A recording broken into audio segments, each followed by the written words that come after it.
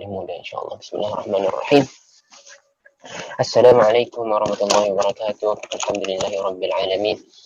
نحمده ونستعينه ونستهديه ونستغفره ونعوذ بالله من شرور أنفسنا ومن سيئات أعمالنا من يهده الله فلا مضل له ومن يضلله فلا هادي له أشهد أن لا إله إلا الله وحده لا شريك له وأشهد أن محمدا عبده ورسوله اللهم صل وسلم على نبينا محمد وعلى آله وصحبه ومن تبعهم بإحسان إلى يوم الدين أما بعد فإن أصدق الحديث كتاب الله وخير الهدي هدي محمد صلى الله عليه وسلم وشر الأمور محدثاتها وكل محدثة بدعة وكل بدعة ضلالة وكل ضلالة في النار فجرني الله وإياكم من البدع ومن الضلالات ومن النار آمين اللهم آمين.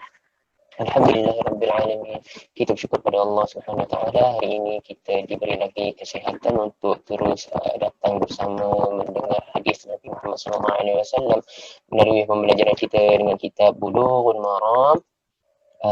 Kita dah sampai ke hadis minggu lepas perbincangan yang tidak sempat kita habiskan, hadis yang sangat penting berkaitan dengan solat secara berjemaah kan, bagaimana adab kita sebagai makmum ataupun kita sebagai imam.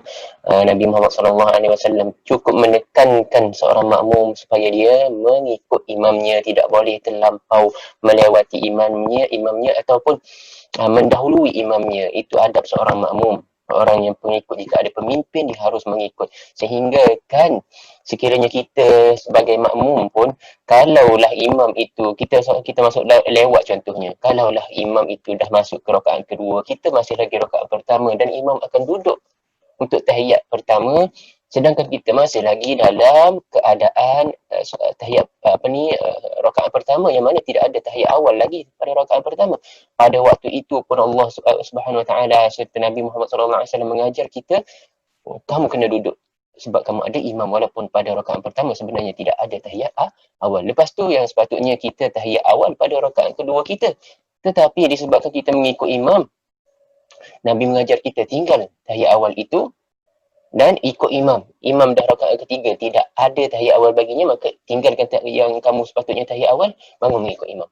Sampai begitu sekali tuan-tuan, kita tengok Nabi Muhammad SAW mengajar kita, kalau kita ada imam, kita perlu mengikutnya. Tidak boleh kita duduk pandai-pandai melawan imam pemimpin. Kita dah pilih pemimpin, kemudian kita ada pemimpin, orang Islam ada pemimpin, kemudian dilawannya pula pemimpin itu kan. Zaman sekarang ni isu-isu semasa bila kerajaan keluarkan solat di masjid dan sebagainya pengikut SOP tertentu, ada pula yang cuba melawan kan. Pelik itu pelik sebenarnya. Orang Islam yang kalau macam tu tidak fahamlah. Nabi Muhammad SAW mengajarkan orang Islam perlu ada imam, perlu ada pemimpin yang mengikut imam. Penat Nabi mengajarkan, sehingga Nabi pada akhir hayat baginda Nabi Muhammad SAW, baginda tetap juga keluar untuk menjadi imam orang mukminin. Baginda tetap juga sebelum baginda meninggal dunia, dia tetap memastikan bahawasanya mereka ni ada pemimpin. Dia duduk dalam milik dia tengok Abu Bakar jadi pemimpin mereka. Maka Nabi tersenyum. Dan Nabi tetap juga bila dia tengok Abu Bakar tu pada sembahyang terakhir baginda Nabi Muhammad SAW, dia keluar, dia nampak Abu Bakar jadi imam, dia keluar juga pada solat yang terakhir. Ini mungkin setengah daripada kita dah tahu, setengah daripada kita masih belum tahu. Solat terakhir Nabi, iaitu solat zuhur, di mana solat yang dimulakan solat yang pertama. Solat pertama, siapa tahu solat pertama disyariatkan? Solat apa yang pertama disyariatkan selepas Isra' Mi'raj tu kan? Solat apa? Siapa yang tahu? Kita participation sikit pagi-pagi ni. Belum kita mula hadis ni, ini cuma panas-panaskan dahulu mukaddimah kan. Solat yang pertama ialah solat zuhur. Selepas pada Isra' Mi'raj tersebut, Jibril Allah hantar kepada keesokan harinya. Kan Nabi sampai selepas subuh dah balik. Kemudian Nabi cerita kepada ahli Makkah gini-gini tentang perjalanannya pada waktu malam tu. Dan dia sifatkan Masjidil Aqsa dan sebagainya. Kemudian Allah hantar Jibril pada Nabi pada solat yang pada waktu berikutnya, itu waktu zuhur.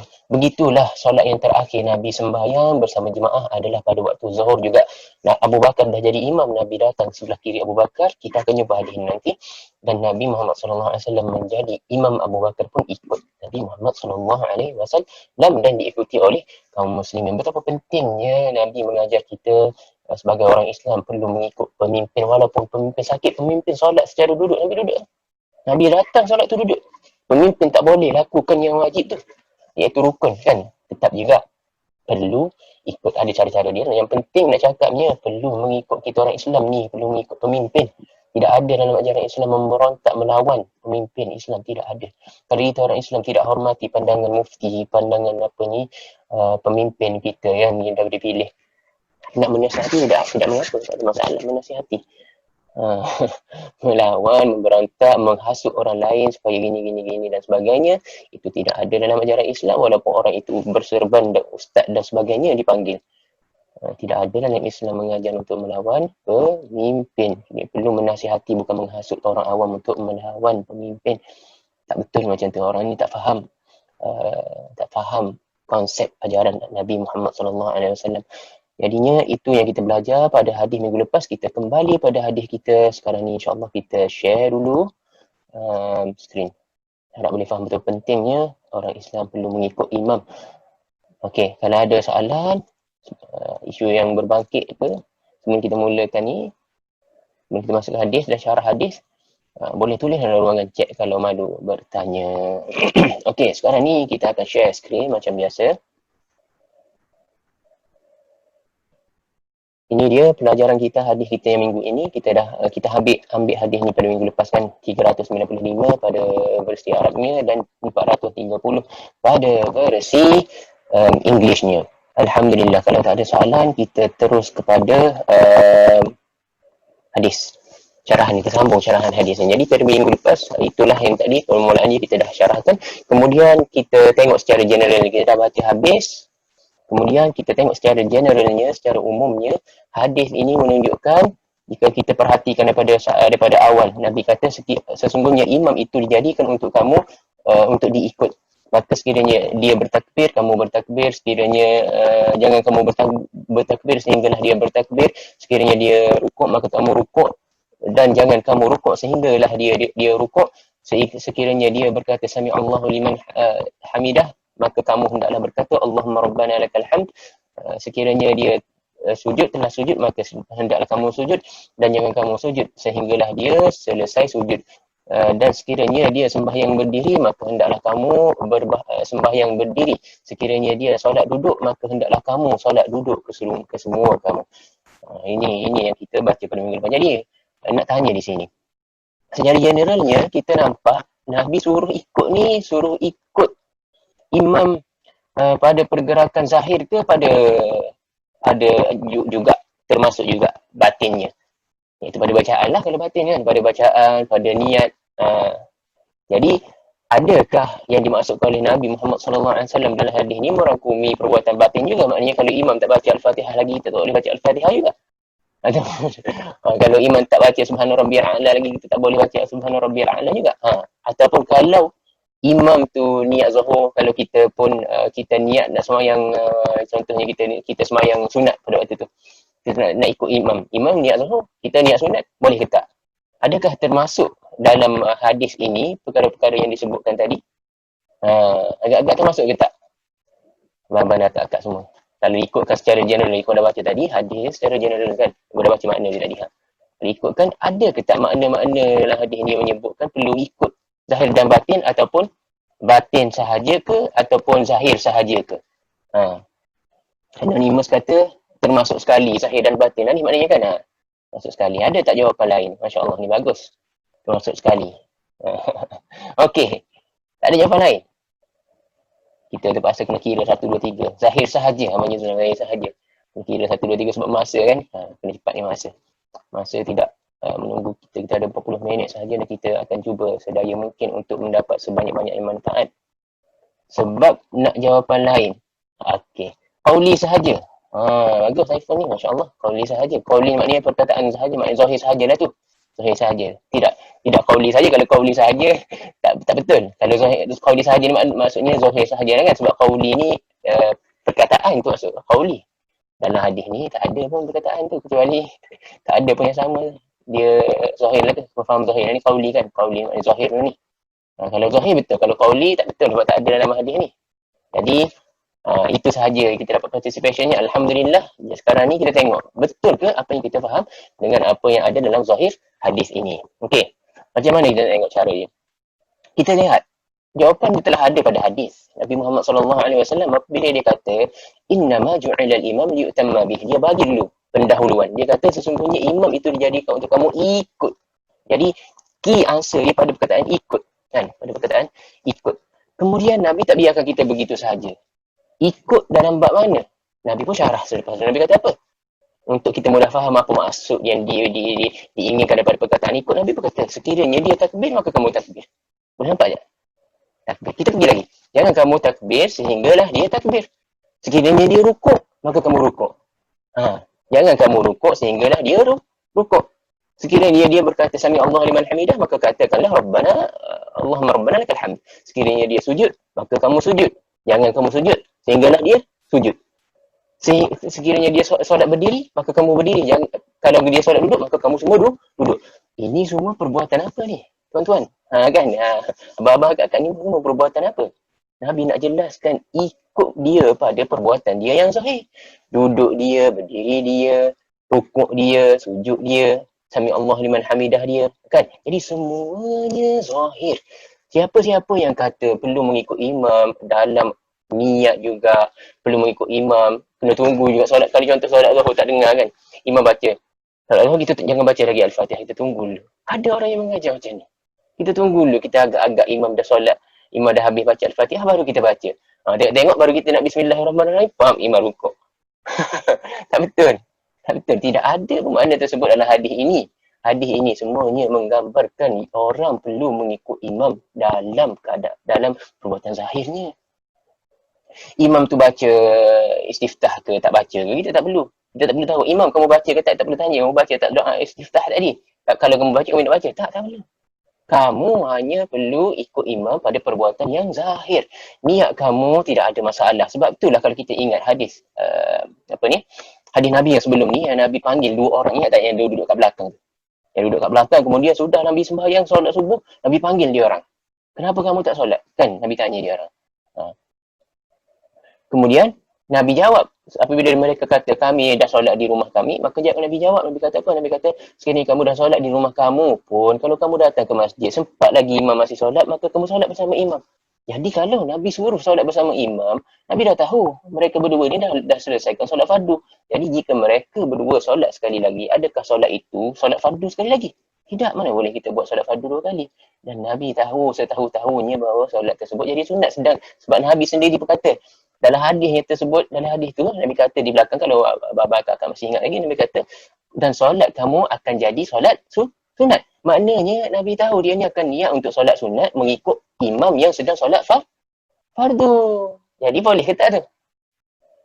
Boleh lah. Tak ada masalah lah tu.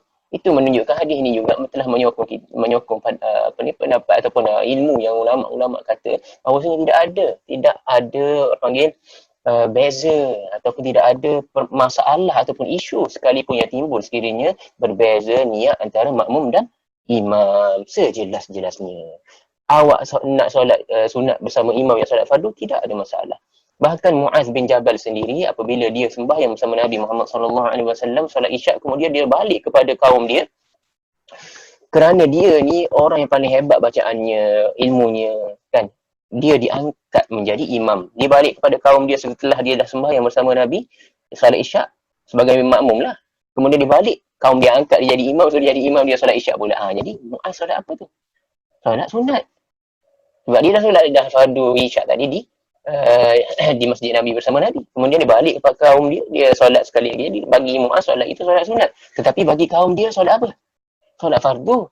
Jadi ini bukti yang kedua bahawasanya imam solat sunat, makmum solat fardu pun boleh. Tidak ada sebarang masalah pada perbezaan niat solat makmum dan imam. Jadi kita kena faham dah tu, tidak ada masalah. Yang diajar, kalau sebaliknya diajar, kita tahulah tidak betul, tidak menepati hajaran Nabi Muhammad SAW. Kita tak kata orang jahil, jangan kata orang jahil. Kita nak tahu yang sebenar. Kita tahu dah sebenar, okey beres, kita laksanakan yang sebenar. Orang dah ajar kita yang salah, kita tak boleh kata, kenapa ustaz ni ajar macam ni? Tak. Ilmu Allah Subhanahu Wa Taala nak bagi pada kita. Alhamdulillah kita tak judge orang lain. Alhamdulillah ilmu Allah bagi kita jumpa ilmu tersebut yang sahih, yang betul. dia tak jumpa lagi, itu ada hikmahnya di sisi Allah Subhanahu Wa Taala. Kita dah tahu yang sebenar, jangan kita tinggalkan yang sebenar, pergi duk ikut dan ta'assub pada pandangan-pandangan tertentu. Yang kita perlu ta'assub adalah kepada hadis Nabi Muhammad sallallahu alaihi wasallam, kerana dia seorang sahaja Nabi, baginda Nabi Muhammad sallallahu alaihi wasallam sahaja yang tidak bercakap melainkan melalui wahyu. Yang lain ada tersalah, ada betul. Kalau betul kita ikut, kalau salah kita tinggal. Dan kita jangan cari orang kata, kenapa ni takkan ustaz ni jahil. Tidak ada orang yang mengajar untuk mengatakan seseorang lain itu jahil. Tidak. Kita nak sampaikan kebenaran untuk diamalkan. Okey, ini kita tahu itu permasalahan niat, beza ke tak beza, dua-dua dah kita ada dalil lah. Kita ada dalil. Niat kita sunat nak solat dengan orang fardu pun boleh, niat fardu orang-orang, kalau kita nak solat fardu berimamkan orang yang sunat pun boleh, iaitu Muaz tadi. Okey. Jelas dah hadis ini. Jadi itulah hikmah utamanya hadis ini ialah mengikut imam. Mengikut imam. Kan? Dan satu lagi hikmah sebut juga pada minggu lepas, yang terakhir ni, idza shalla qa'idan fa sallu qu'udan ajma'in. Nabi kata pada part yang terakhir, wa idza shalla qa'iman, sekiranya imam itu sembahyang secara berdiri, fa sallu qiyaman, maka hendaklah kamu sembahyang semuanya berdiri. Dan sekiranya dia solat duduk, maka hendaklah kamu duduk. Nabi suruh ikut ke tak ni? Sedangkan kita mampu berdiri, tapi kalau imam duduk, Nabi suruh ikut ke tak? Nabi suruh ikut kan? Jadi maknanya hadis ini menggambarkan wajib kita tinggal rukun. Sebab berdiri itu rukun ke bukan rukun? Berdiri rukun. Disebabkan nak mengikut imam, boleh kita tinggal rukun. Bukan kata boleh, kena kita tinggal rukun. Sebab Nabi kata ni, duduk kalau imam kamu duduk. Maknanya Nabi suruh kita tinggal rukun kamu untuk kamu mengikut imam. Kan? Dan ikhwan jelaskan pada minggu lepas, ada satu pandangan ulama mengatakan hadis ini telah, yang bahagian hujung ni telah mansuh ni telah tercancel, di-cancel dengan hadis yang lain, iaitu kita akan jumpa nanti hadis Aisyah radhiyallahu taala anha. Aisyah kata Abu Bakar solat berimam, yang nyata pada permulaan tadi, mengimamkan orang kaum mukminin, kemudian Nabi datang, Nabi duduk sebelah kiri Abu Bakar, dan Nabi solat, Abu Bakar ikut Nabi, dan orang mukminin ikut Abu Bakar, kerana mereka solat berdiri. Abu Bakar tadi solat berdiri, Nabi solat duduk. Jadi ulama pandang pada hadis tersebut, ulama bagi kesimpulan hadis ini telah mansuh. Hadis yang kita baca sekarang ini telah mansuh, kerana pada solat Nabi yang terakhir itu, ada solat Zuhur yang terakhir dia solat duduk, makmum lain berdiri. Itu satu pandangan ulama. Tetapi pandangan yang rajih, hadis ini tidak mansuh. Kenapa tidak mansuh? Ini kau cakap. Kenapa tidak mansuh? Kerana kita nak letak hukum nasikh ini bahaya. Dan bukan main-main. Kerana nasikh bererti kita meng-cancel hadis. Ada dua hadis, kita nak cancel satu. Itu maksud dia. Kita tak nak pakai satu. Boleh ke kita suka-suka tak nak pakai satu hadis? Kalau dalam keadaan kita boleh pakai dua-dua hadis, tak boleh kita nak cancel satu hadis. Nak cancel nasikh hanya boleh, ulama kata ni, kaedah dia, hanya boleh dilaksanakan apabila tidak mungkin untuk dua hadis tu diamalkan bersama. Digabungkan dan diamalkan kedua-duanya bersama. Apabila tidak boleh, barulah mereka pergi ke tempat yang kedua, iaitu yang terakhir, pilihan terakhir, itu nak kira mansuh. Salah satu daripadanya adalah telah di-cancel, telah mansuh. Dalam hal ini, ulama bagi pandangan kedua yang mengatakan hadis ini masih lagi efektif, tidak mansuh, ialah kebolehan ataupun wujudnya kemungkinan untuk kita amalkan kedua-dua, gabungkan kedua-dua hadis, tidak cancel. Bagaimana kemungkinannya? Pelik. Kamu kata ada kemungkinan kita boleh juga duduk dalam keadaan imam tu sedang duduk, sedangkan Nabi dia dah benarkan sahabat dia berdiri dalam keadaan dia solat duduk. Macam mana tu? Jadi penyelesaiannya seperti mana disebut oleh Imam Ahmad dalam kitab dia, kan, ini pandangannya mazhab Hambali lah. Pandangan mazhab Hambali, iaitu kata-kata Imam Ahmad dan juga penganalisa hadis kontemporari. Mereka dah gabungkan hadis ini dengan cara dua hadis tersebut kita sebut tadi, yang nampak zahirnya bercanggah tapi sebenarnya tidak, dengan cara iaitu Nabi Muhammad sallallahu alaihi wasallam, dirujuk pada perkataan juga. Memang mereka teliti, ulama teliti. pada perkataan hadis ni juga, iaitu apabila Nabi kata ni, idza shalla wa idza shalla qa'iman. Nampak ni? Nabi kata, wa idza shalla. Shalla ni dari segi bahasanya, dia menggunakan perkataan past tense. Shalla yusalli. Okey, present dia yusalli. Tapi kat sini Nabi guna shalla, idza shalla. Sekiranya dia telah sembahyang. Shalla ni complete lah. Prayed. Ada ed kat belakang tu kan. Prayed. Ada ed kat belakang, maknanya telah sempurna sembahyangnya. Maknanya di sini, maka sekiranya dia sembahyang secara sempurna berdiri, maka kamu hendaklah berdiri. Jadi dalam hal ini mereka telah memulakan solat mereka bersama siapa? Bersama Nabi ke bersama Abu Bakar? Bersama Abu Bakar. Kan? Kemudian baru Nabi masuk. Jadi solat imam mereka yang telah bertukar daripada Abu Bakar kepada Nabi tidak sempurna dalam keadaan imam berdiri ataupun imam duduk. Jadi mereka tidak mengikut imam, tidak perlu mengikut imam untuk duduk juga, kerana sebahagian solat mereka sahaja yang imam tu duduk, sebahagian lagi imam berdiri, iaitu mereka memulakan solat secara berdiri dengan Abu Bakar, kemudian disambung oleh Nabi dalam keadaan duduk. Jadi keadaan mereka ni mereka boleh pilih, kan? Mereka perlu bila boleh pilih untuk berdiri dan duduk, wajib berdirilah, kerana berdiri itu rukun. Boleh faham dah kan? Boleh faham dah tu. Sebabnya perkataan solat ini adalah past tense. Sekiranya imam telah sembahyang duduk, maka hendaklah kamu duduk. Maknanya sekiranya sembahyang imam itu lengkap daripada mulanya secara duduk, maka mereka perlu duduk. Kalau contoh kita kata mereka ni bersolat bersama Nabi daripada awal, Nabi duduk, confirm lah mereka akan duduk berdiri. Mereka akan duduk kerana imam mereka duduk. Dan Nabi dah cakap ni, bila Nabi cakap suruhan Nabi ni, suruhan, bila suruhan wajib mereka ikut imam. Dalam hadis ni tidak ada tulis, tidak ada Nabi kata sebarang syarat bagaimana kalau imam tu demikian dan demikian baru kita boleh ikut dia. Tidak. Kalau dia sembahyang duduk, kita terus kena duduk daripada awal. Kalau dia daripada awal dunia duduk, maka kita kena duduk. Kalau dia berdiri daripada awal, kemudian dia penat dan sebagainya, dia pun duduk, kita wajib berdiri. Kita wajib berdiri. Seperti mana kita umat Islam ni solat dengan Abu Bakar secara berdiri, walaupun Nabi dah masuk tengah-tengah solat dan Nabi duduk, Nabi tak larang mereka berdiri, kerana berdiri adalah rukun. Okey, harap jelas tu. Dan di sini pandangan yang paling rajih ialah pandangan kalau imam duduk, kena duduk lah. Kalau imam tu solat duduk pada awal ni, kita kena duduk lah. Kerana ini Nabi suruh. Itu nak kata betapa pentingnya mengikut imam dalam Islam ni.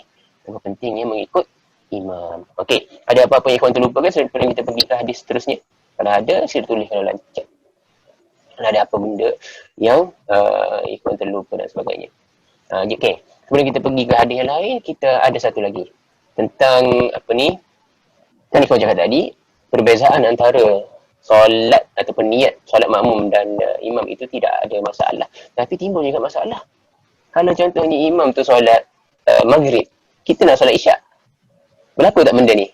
Siapa abang-abang yang cepat otak dia pagi-pagi, biasalah pagi-pagi kan. Kalau yang kat Malaysia tu dah tak pagi dah, maknanya dah aktif dah. Apa ni, sarah-sarah otak dia. Kita masih lagi mengantuk kat sini. Tak kuat ni. Jadi siapa yang boleh bagi contoh bahawasanya ada isu kalau contoh senario yang kita solat isyak ataupun kita solat maghrib, imam solat isyak. Ada tak kadang-kadang berlaku senario seperti ini? Contohnya bila? Okey, kita tengok pada jawapan. Ada jawapan. Contoh jamak. Masya Allah, Islam. Bagus. Okey, ni top active student ni. Baju Islam ni. Jadi, betul lah kata Baju Islam. Apabila kita solat jamak, kita tengok solat jamak ketika musafir lah kan. Bukan solat jamak yang orang syiah buat tu kan. Kita ni bukan musafir ke alam akhirat. Waktu kita musafir sahaja, musafir secara syar'i sahaja, yang kita dibolehkan jamak dan qasar.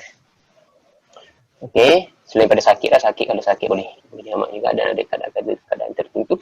Jadi ketika kita ambil contoh, kita musafir, kita solat, kita dah nampak orang di musalla itu sedang sembahyang. Adakah kita perlu tahu kita sekarang ni nak solat maghrib? kan? Sebab kita mestilah kena maghrib dulu baru isyak. Tapi kita dah nampak jemaah sedang solat. Kita tak tahu solat isyak ke solat maghrib dia orang ni. Mana satu kita nak ikut, kan? Solat isyak ke solat maghrib dia orang ni. Kalau contohnya kita nak solat maghrib, adakah kita perlu tanya mereka solat apa ataupun kita tunggu sebab tak tahu? Tak, masuk terus. Masuk terus. Walaupun dia solat isyak, dia solat isyak bermukim 4 rakaat, kita solat nak solat maghrib 3 rakaat, masuk terus. Ada masalah. Masuk terus. Kerana beza niat dalam makmum dan imam tidak ada masalah. Jadi bagaimana kita nak menyelesaikan nanti bila imam tu masuk rakaat ke-4, dia akan bangun. Sedangkan kita rakaat maghribnya 3 rakaat saja. Macam mana? Kita stay lah. Kita stay duduk sehinggalah imam selesai rakaat ke-4, kemudian imam bagi salam, kita boleh untuk bagi salam bersama imam. Ini satu penyelesaian. Penyelesaian kedua, sebab kita lepas solat maghrib kita nak solat isyak, betul tak? Kita nak jamak. Kita lepas solat maghrib kita nak solat isyak. Jadi apabila imam bangun Allahu Akbar ke rakaat ke-4, kita duduk, kita stay duduk, kita baca tahiyat kita, kemudian kita bagi salam. Sebab dah selesai rakaat ketiga kita solat maghrib. Kita bagi salam, kemudian bila imam bangun rakaat ke-4, kita juga bangun ke rakaat ke-4, kita takbir Allahu Akbar dengan niat untuk masuk ke solat isyak. Okey, itu penyelesaiannya. Harap-harap sudah jelas. Apa lagi? Banyak isu yang dalam hadis ni. Hadis ni masya-Allah. Hadis ni masya-Allah, kan Allah buka kepada kita pintu ilmunya itu banyak. Kita ekstrak banyak benda daripada hadis ini. Okey, ada soalan ke? Tak ada soalan. Alhamdulillah. Ikhwan tanya soalan ni sebab kadang-kadang kita terlupa nak bagi tahu apa-apa, kan. Kalau terlintas di minda kakak, abang-abang, silakan tanya. Kita ni bukan boleh ingat semua benda dalam sekaligus. Tambah-tambah lagi dalam masa 40 minit semua nak fikir. Bagi semua memang banyak yang tertinggal. Jadinya, kita kalau tak ada soalan setakat ini, kita pergi kepada hadis seterusnya. Hadis seterusnya. Cek dulu. Okey. Hadis seterusnya daripada Abi Sa'id Al-Khudri radhiyallahu ta'ala anhu, anna Rasulullah sallallahu alaihi wasallam ra'a fi ashabihi ta'akhuran. Abi Sa'id Al-Khudri berkata bahawasanya Nabi Muhammad sallallahu alaihi wasallam telah lihat atau telah ternampak daripada kalangan sahabatnya ta'akhura. Ta'akhura ni mereka jauh ke belakang, terbelakang sedikit saf mereka. Faqala, maka Nabi Muhammad sallallahu alaihi wasallam bersabda, taqaddamu ni hampirkan diri, dekatkan diri. Ke depan. Nabi kata, ke depan. Kamu semua ke depan. Fa'tammu bi. Ke depan dan berimamlah mengikutku. Nabi kata macam tu. Berimam mengikutku. Ke depan dan berimam, jadikanlah aku imam. Ikuti aku. Itu maksud dia. Fa'tammu bi. Ikuti aku. Waliya'tam bikum man ba'dakum, dan hendaklah orang yang selepas kamu menjadikan kamu imam. Maknanya di sini Nabi kata, dekatkan sikit saf kamu, ikut sembahyang aku, moga-moga nanti orang yang selepas kamu mengikuti sembahyang kamu pula. Rawahu Muslim.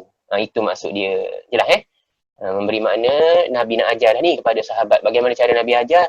Dekat-dekatkan, tengok solat aku macam mana. Jadikan aku imam. Sebab lepas ni, solat-solat kamu ni pula akan dijadikan contoh bagi orang yang selepas kamu. Begitulah kita, kalau kita ayah, kita ajar pada anak kita. Kan?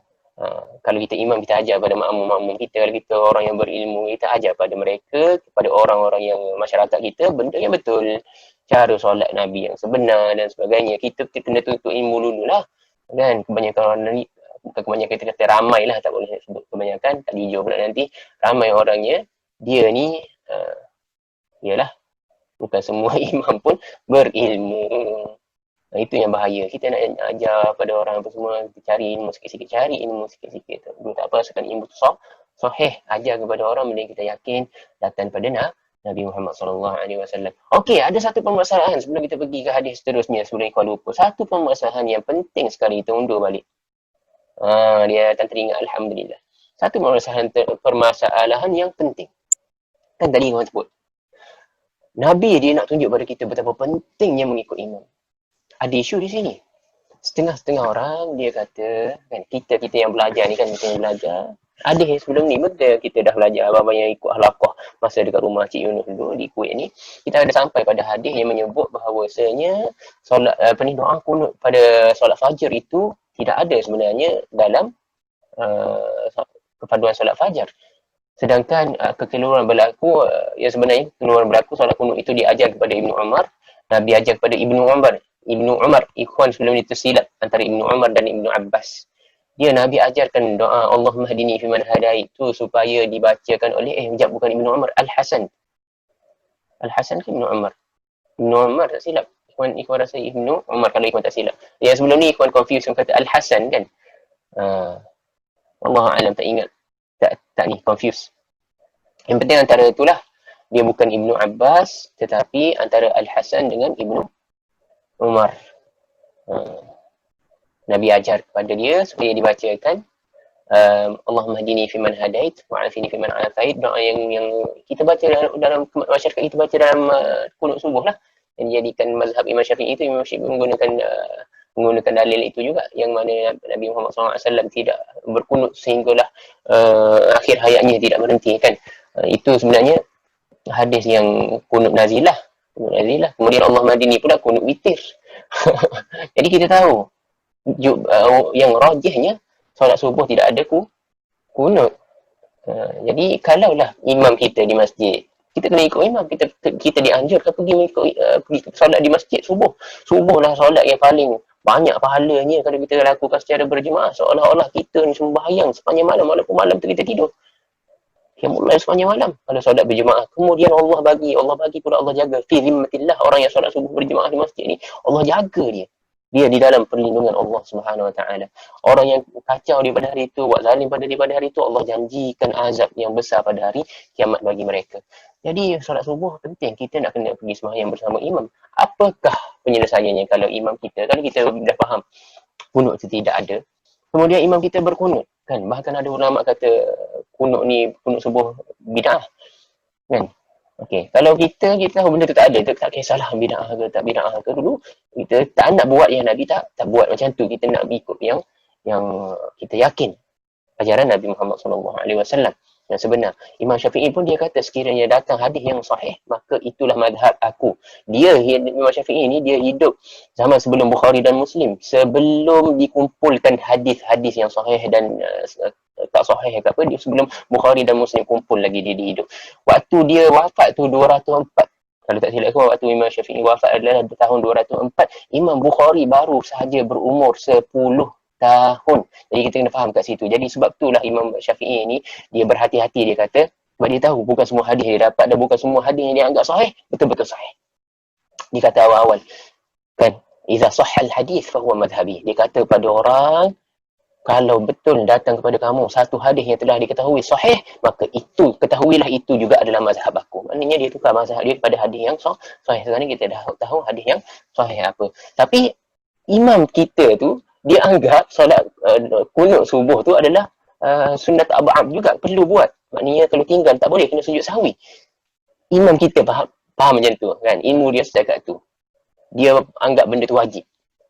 Jadi takkan kita nak betulkan imam, ataupun takkan kita imam kunut kita tak nak kunut. Boleh kita macam tu? Mana boleh, dengan hadis yang kita belajar ni takkan kita nak melawan perbuatan imam, mencanggahi imam. Tidak boleh. Kita dah faham hadis ni betapa Nabi tekankan mengikut imam. Jadi kita kalau imam kunut, kita kunut juga. Kalau imam kunut, kita kunut. Kita amin. Dan ada orang tak buat. Ada orang tak buat. Dia nak contoh beriltizam. Tak betul. Kerana Nabi Muhammad SAW ajar, imam jangan kamu ni. Walaupun dia berbeza dengan kamu pandangannya, kalau dia pemimpin kamu, dia imam kamu, ikut dia. Ikut dia. Dan kerana mengikut imam tu penting. Kita yang meninggalkan rukun pun perlu ikut imam, iaitu kalau imam tu duduk, kita perlu duduk. Ini meninggalkan rukun. Batal solat kalau kita meninggalkan rukun. Tetapi Nabi suruh. Maknanya solat Nabi suruh. Batal solat pun tak apa, asalkan mengikut imam. Kena faham macam tu. Apatah lagi benda yang dipercanggahi pandangan ulama yang kata ada ni pun ada dalil pada dia lah. Pada waktu tu dia menganggap dalil tu dah sahih lah. Maknanya ada dalil, ada pandangan ulama, ada kata-kata ulama yang berdalil, maka lagilah ringan. Kalau kita mengikutnya, tidak ada masalah kerana imam kita berpandangan sedemikian. Jadi untuk mengikut imam, untuk mengaplikasikan hadis ini dan taat kepadanya, kita perlu mengikutnya dan mengaminkan doa kunut tersebut. Walaupun kita faham ia bukan daripada amalan Nabi yang sebenar. Yang sepatutnya kita tak ada kunut lah, tapi dah imam kita macam tu. Dan dia ada dalil, dia ada dalil. Dalil Imam Syafi'i tadi. Walaupun dalil itu tidak rajih, walaupun dalil itu marjuh, asalkan ada dah dalil. Cuma kita sendiri kalau kita solat jadi imam tak boleh lah. Tak boleh untuk buat benda yang kita dah yakini tidak rajih.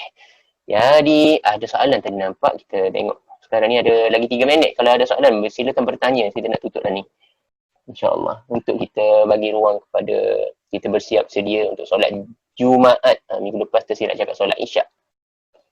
Solat Jumaat awal. Berdiri sahaja tunggu imam habis baca kunut. Tak ada. Ini rasanya soalan ni datang awal sebelum penjelasan kan. Ikhwan dah jelaskan tu, Abang Yusran. Kena bacalah. Tak ada masalah nak berdiri sahaja ke, nak baca ke, tak ada masalah. Tapi boleh je baca kerana imam tu berpandangan sedemikian. Jadi kita diwajibkan mengikut imam walau apa juga keadaan sekalipun. Dan kita kena faham tu. Jadi hati-hatilah orang yang menghasut orang lain untuk melawan kerajaan. Kan? Lebih lagi ustaz lawan apa ni SOP di masjid dan sebagainya, begitu dan begini. Bukan urusan kamu, itu urusan mereka. Kerana mereka paksa kamu lakukan sebaliknya pun, Allah akan tanya mereka, Allah akan tanya kamu. Allah tak bagi kamu autoriti untuk menjadi kerajaan dan menyuarakan pendapat kamu, kecuali kamu boleh menasihati mereka. Walau bagaimana kamu bercakap sekalipun, kamu ni semua pun, kamu tidak boleh beri autoriti, tidak boleh mengubah apa-apa juga. Jadi sebenarnya tidak ada faedah lah untuk kita berbahas, berbual di kedai kopi sahaja, begitu bazir masa. Baik kita lakukan benda yang kita boleh bagi manfaat dan memberi manfaat pada diri kita dan masyarakat. Manfaat yang kita boleh lihatlah setakat bercakap, kita tidak diberi otoriti. Kalau pandangan kita betul sekalipun, tidak akan mengubah apa-apa. Dan kalau pandangan kita salah, boleh dosa saja. Jadi fokus pada apa yang Allah letak kita untuk kita fokuslah. Kalau bukan dalam hal pentadbiran, tak payahlah kita nak melebih-lebih bercakap dalam perkara tersebut, mendatangkan mudarat pada kita dan juga pada orang lain tanpa kita sedari.